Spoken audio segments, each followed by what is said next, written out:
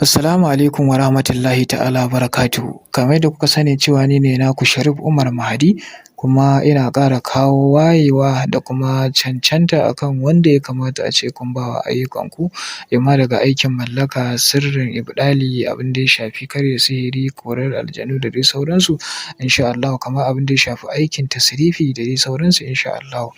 To insha Allah a yau ma zan yi muku karatu ne akan abin da ya shafi tasrifi. To tasrifi shi dai wani abu ne wanda za ka sai turare, in ka sai turare za a faɗa wa jinni ka sai turare, imma shambutu ne, imma turarukan da suka shafi wardafas, kiko, spirit money, cash of hope da dai sauran turaruka insha Allahu mu faɗa musu ka sai turare kaza, adadin kimanin miliyan kaza kake buƙata.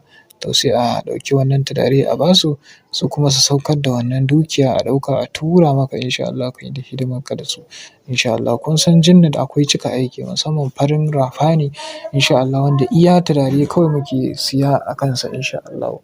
Ba ma amfani da jinin wata dabba ko jinin wani abu, ko mu yi amfani da wani abin da ya kauce hanya, duk wannan ba ma yi insha Allah. Abin da ya shafi tasrifi, in dai tasrifi ne na gaskiya kuma bai wuce minti 10, minti 5, minti 15, ya daɗe kenan minti 20 an kammala maka aikinka insha Allahu da izinin Allah. Ko ka zo mu yi maka aiki, ko kuma ka tura da kuɗin turare mu siya mu yi maka aiki, ko kuma mu tura maka da hoton turaren ka siya, sannan kuma mu ba ka aikin kai da kanka, in dai har kana amfani da rafani ko kuma in ce aljani insha Allahu. Duka mutum zai iya amfani da su insha Allah ya cire da dukiyanka, ya cire da dukiyansa insha Allahu. Ina kowannen mu fatan alkhairi da fatan muna lafiya.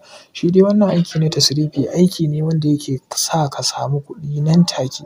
Ina masu buƙatar jari, ina masu buƙatar yin ginin gida, ina masu buƙatar yin aure, ina masu buƙatar kasuwanci, ina masu buƙatar haɓaka canza rayuwarsu, ina masu buƙatar kawo canji da kuma taimaki kansu da al'ummarsu da mutanen da suke a zagaye da su, da kuma mutanen gari, da kuma miskinai talakawa, ina waɗanda suke so su sauya rayuwarsu. Shekarar da ta wuce me kake da shi, me ka tara, wannan shekarar ma so kake ta wuce haka nan?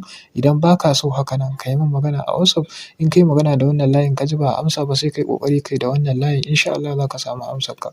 Turare kawai za ka siya, amma in dai ka san ba za ka sai turaren aiki ba, ba za ka siya ka yi da kanka ba, ba za ka turo da kuɗi a siya ba, ba za ka zo ka siya ba, kawai za ka yi min magana ne ka tura min account number ka ce in tura maka kuɗi. Don Allah don Annabi kada ka ɗauki lambata, domin ɓata min lokaci za ka yi. Zan ga ka daina min wayo, ni ma kuma za ka ga na ƙi sauraron ka. Domin me? Ba wani aiki a duniya da za ka yi shi ba ka da kayan aikin yinsa. Noma, kasuwanci, ba jari ba kasuwanci. Noma babu fatanya babu noma. Ina kowannen mu fatan alkhairi. Kada a manta da subscribing da sharing. Bisalam daga naku Sharif Umar Mahdi.